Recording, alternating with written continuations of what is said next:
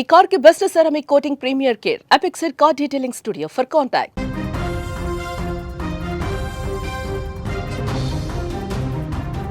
చిన్న పురుగు ఇప్పుడు ఏపీని వణికిస్తోంది. కంటికి కనిపించకుండా చాప కింద నీరులా వ్యాపిస్తూ అమాయకుల ప్రాణాలు తీసేస్తోంది. అసలేం జరుగుతోందో తెలుసుకునే లోపే జ్వరం ముదిరిపోయి అవయవాలు దెబ్బతింటున్నాయి. జనవరి 1 నుంచి ఇప్పటి వరకు రాష్ట్రంలో స్క్రబ్ టైఫస్ కారణంగా 15 మంది ప్రాణాలు కోల్పోయారంటే పరిస్థితి తీవ్రత ఏంటో అర్థమవుతుంది. ఇప్పటి వరకు ఏకంగా 1806 కేసులు నమోదయ్యాయి. అసలేంటి స్క్రబ్ టైఫస్, ఎందుకు ఇలా భయపెడుతోంది, దీని గురించి తెలుసుకుందాం. వరియన్షియా సుత్సుగముషి అనే ఒక బ్యాక్టీరియా ద్వారా సోకే ఈ వ్యాధి ప్రపంచవ్యాప్తంగా కూడా చాలా ప్రదేశాల్లో చాలాసార్లు కూడా ఇది వ్యాప్తి చెంది ప్రజల ప్రాణాలు తీసిన పరిస్థితుంది. ఇప్పుడు ఆంధ్రప్రదేశ్ వ్యాప్తంగా వేగంగా విస్తరిస్తోంది. పొదల్లో ఉండే నల్లిజాతి కీటకం ఈ కుట్టడం వల్ల ఈ ముప్పు ముంచుకొస్తున్నట్టుగా తెలుస్తోంది. లైట్ తీసుకుంటే రాను రాను ఇది ఇంకా ముదిరే అవకాశం ఉంది. క్రమంగా కేసుల సంఖ్యతో పాటు మరణాలు కూడా సంభవిస్తున్నాయి. ఇది మరింత ఆందోళన కలగజేస్తున్నటువంటి పరిస్థితి. స్క్రీన్ మీద కూడా మీరు చూస్తూ ఉన్నారు. ఈ ఏడాది ఆరంభం నుంచి ఇప్పటి వరకు, అంటే జనవరి 1 నుంచి నేటి వరకు రాష్ట్ర వ్యాప్తంగా 1806 కేసులు నమోదయ్యాయి. అన్ని పాజిటివ్ వచ్చాయి. దురదృష్టవశాత్తు వైద్యం అందకనో లేక వ్యాధిని గుర్తించడం ఆలస్యం అవటం వల్ల 15 మంది మృత్యువాత పడ్డారు. విశాఖపట్నం, కర్నూలు, గుంటూరు జిల్లాల్లో ఈ కేసులు ప్రభావం ఎక్కువగా ఉన్నట్టుగా సమాచారం వస్తోంది. వైద్య ఆరోగ్య శాఖ అప్రమత్తమైన అందుకు తగ్గ ఏర్పాట్లు కూడా చేస్తోంది. అయితే కీటకం కుట్టిన చోట సిగరెట్ కాలిన గాయంలాగా ఒక నల్లటి మచ్చ ఏర్పడుతుంది. స్క్రీన్ మీద కూడా ఆ మచ్చ ఏ విధంగా ఉంటుంది, తర్వాత ఆ కీటకం రూపం ఏ విధంగా ఉంటుందో కూడా మీరు చాలా స్పష్టంగా చూడొచ్చు.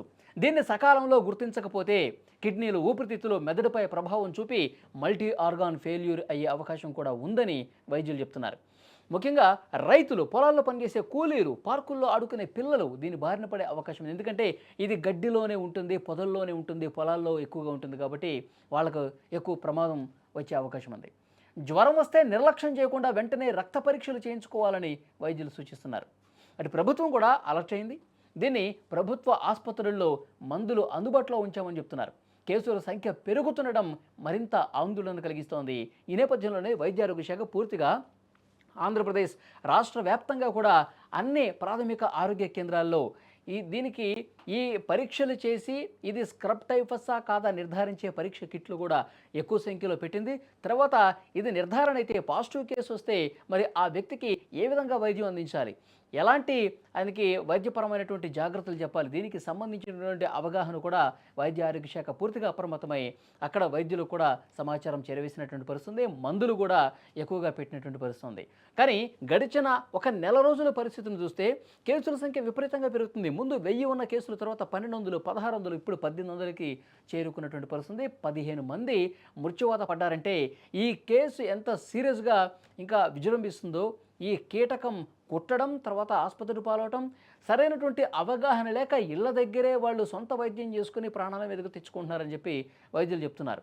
ఎందుకంటే జ్వరం వస్తుంది, ఒళ్ళు నొప్పులు వస్తాయి, తర్వాత ఇలా సాధారణ ఒక వైరల్ ఫీవర్ మాదిరిగానే లక్షణాలు ఉంటాయి, తలనొప్పి వస్తుంది. సో ఇవన్నీ నార్మలే అనుకుంటున్నారు.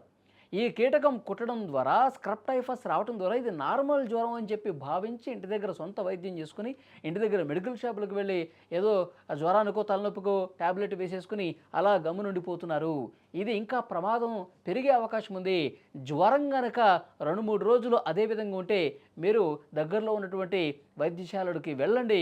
అక్కడ మీరు టెస్ట్ చేస్తారు. ఇది స్క్రబ్ టైఫస్ అని తేలితే కనుక వెంటనే దానికి తగ్గట్లుగా మందులు కూడా ఇస్తూ ఉన్నారు.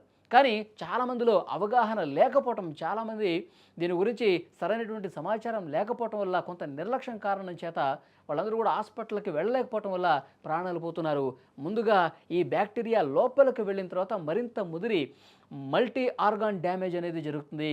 చాలా అవయవాలు ఇది డ్యామేజ్ చేస్తుందని కూడా పరిశోధనలో తేలింది. సో డెఫినెట్గా ఎవరైనా సరే జ్వరం 3 నుంచి 4 రోజుల పాటు కంటిన్యూస్గా ఉంటే వెంటనే వైద్యుల్ని సంప్రదించండి. వాళ్ళు టెస్టులు చేస్తారు, ఇది సబ్స్క్రైబర్సా కాదా అని చెప్పి చెక్ చేస్తారు.